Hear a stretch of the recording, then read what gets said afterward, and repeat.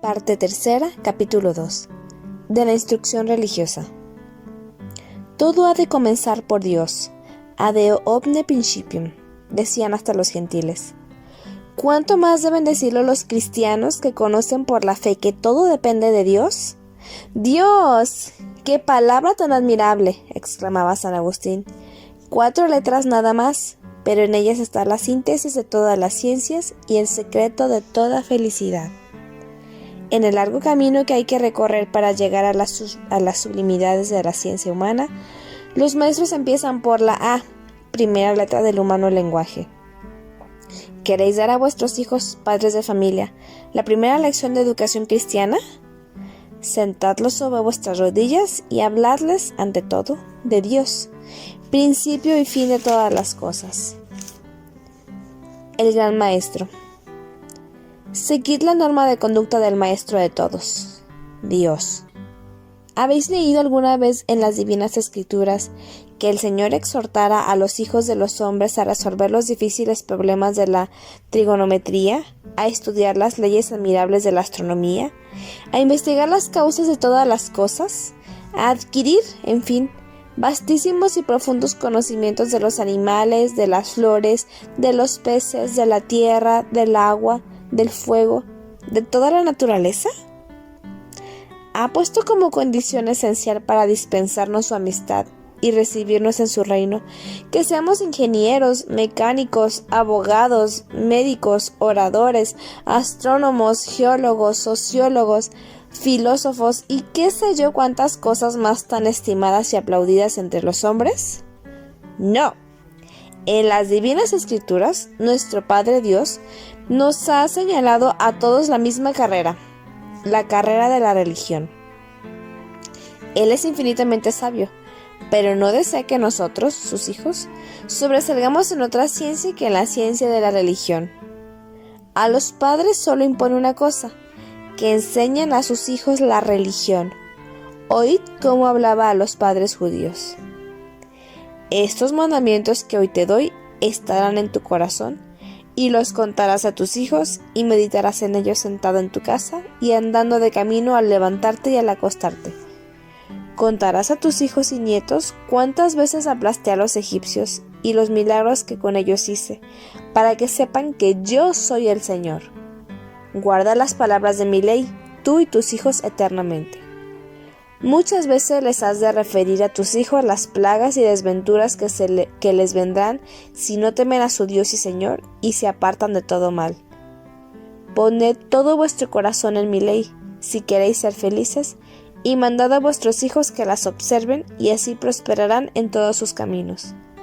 Los padres ingratos y prevaricadores que no enseñan a sus hijos los divinos mandamientos no verán bien lograda la sucesión de sus casas, ni podrán hallar paz y contentamiento. Y lo mismo dicen todas las páginas de las Divinas Letras, que son, según la expresión de San Gregorio, una carta en la cual nuestro Padre Dios nos escribe desde el cielo los estudios que hemos de hacer para llegar hasta Él. Ni una palabra de física, de química, de matemáticas, de filosofía, de geología, de astronomía. Todas estas ciencias no las rechaza ni las prohíbe. ¿Cómo las iba a rechazar y prohibir si Él es Padre de todas las ciencias y nos da la luz intelectual para entenderlas? Pero ante todo y sobre todo y siempre, religión y más religión.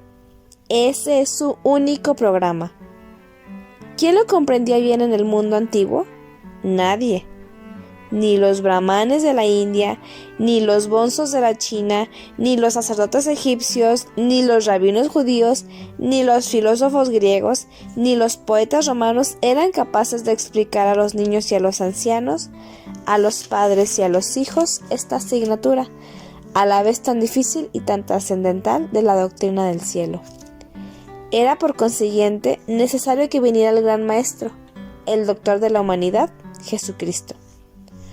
Un día, recién salido a la vida pública, de vuelta de su primer viaje a Jerusalén, entró en su pueblo de Nazaret. Era sábado, y el pueblo se reunía en la sinagoga a oír del rabino la explicación de la Sagrada Escritura.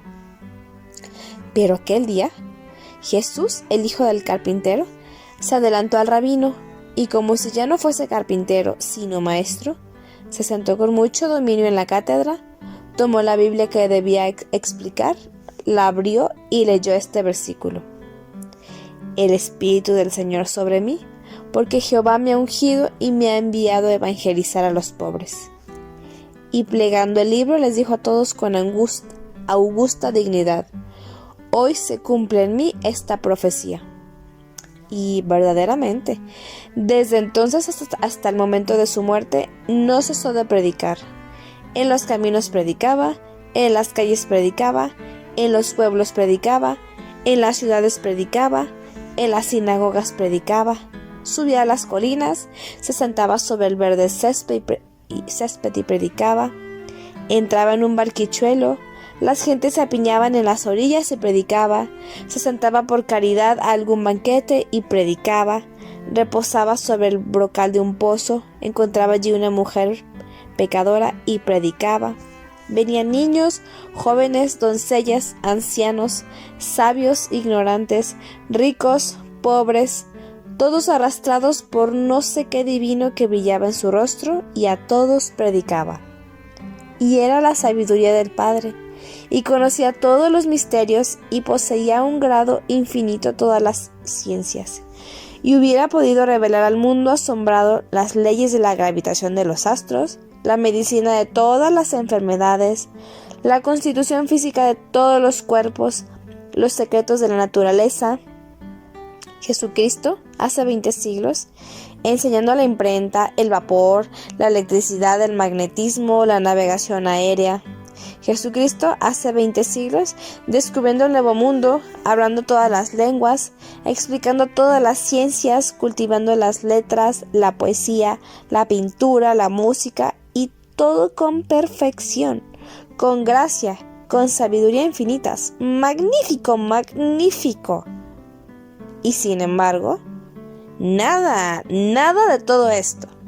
El Divino Maestro se limita a enseñar la asignatura de la religión. ¿Nos extrañamos? Él mismo nos da la razón de ello en el testamento que legó a sus discípulos antes de ir a la muerte. Esta es la vida eterna, dijo levantando los ojos al cielo, que te conozcan a ti, Dios mío, y a quien has enviado, Jesucristo. Los apóstoles. De la cátedra del Maestro Divino salieron los apóstoles. Id por el mundo universo, les dijo, y esta fue su despedida. Y predicad el Evangelio a toda criatura. Y ni los hielos del norte, ni los ardores del mediodía, ni la aspereza de las montañas, ni la inmensidad de los mares los pueden detener en sus apostólicas correrías.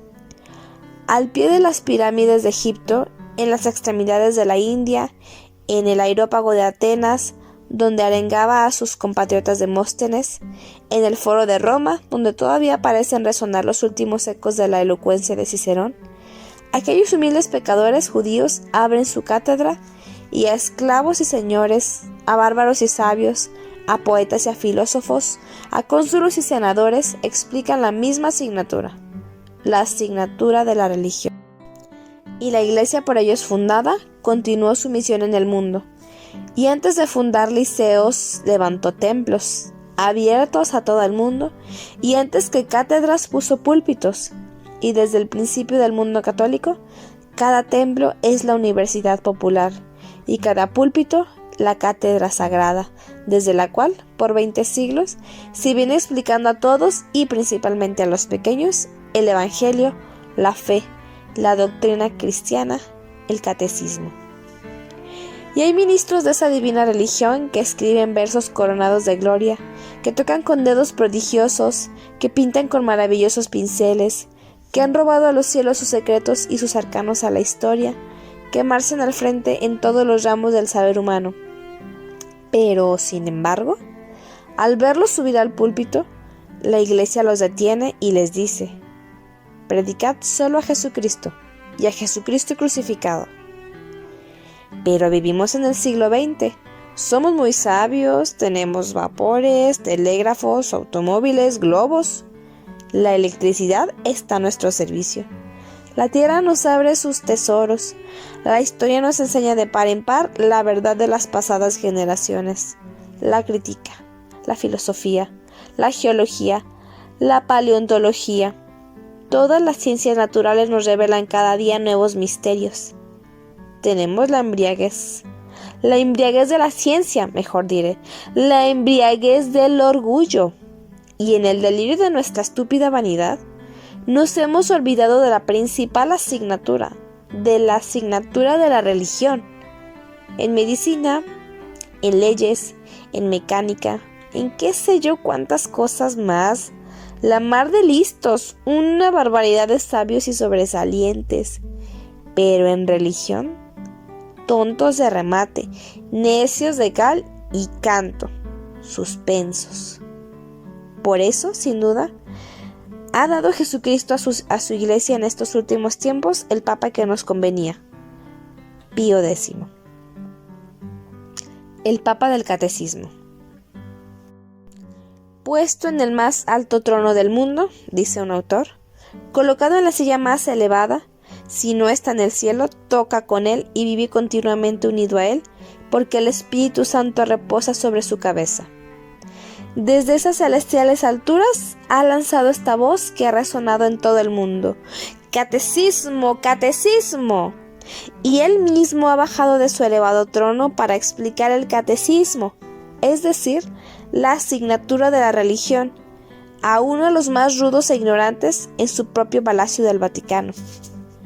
Cada domingo acuden a la hora señalada los feligreses de cada una de las parroquias de Roma.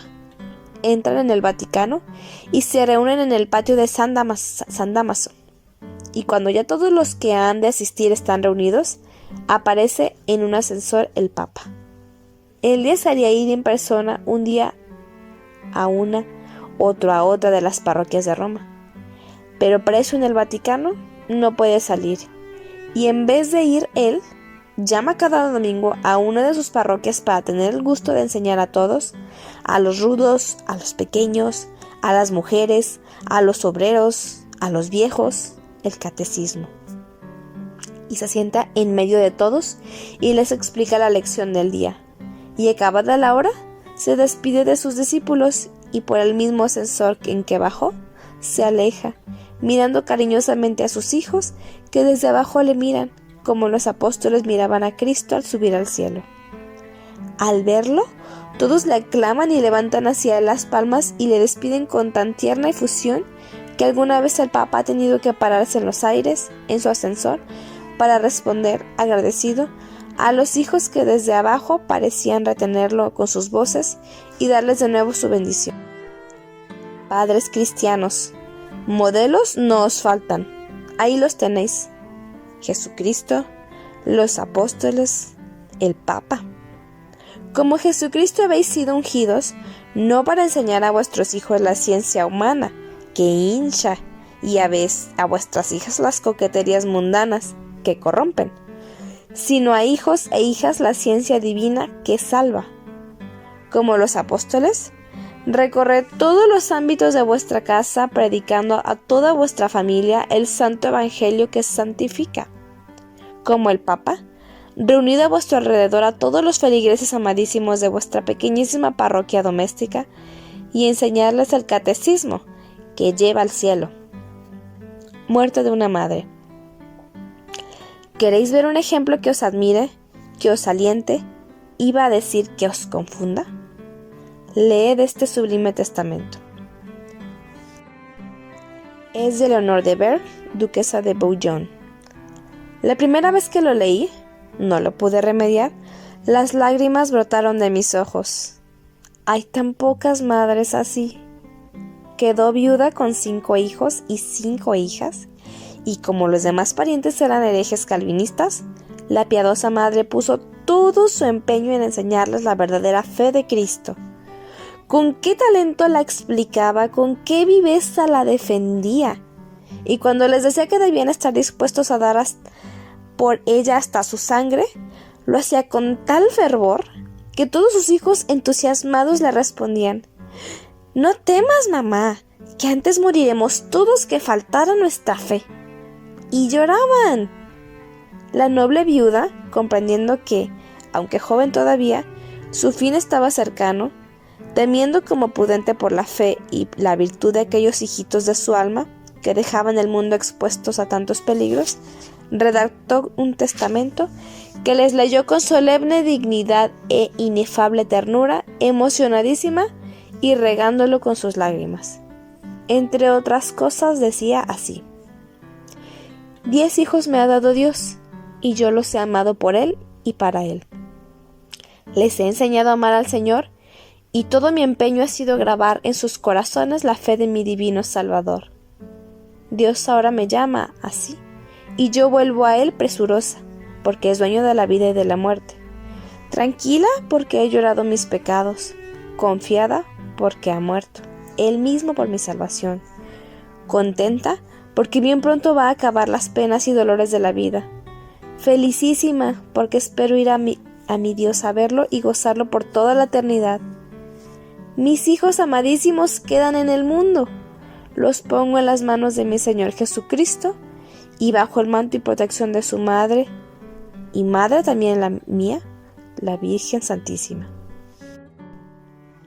Instituyo al rey, al parlamento, a todos los obispos, sus tutores honorarios, suplicándoles con lágrimas en los ojos que velen, no por sus bienes temporales, sino por su fe y por su alma.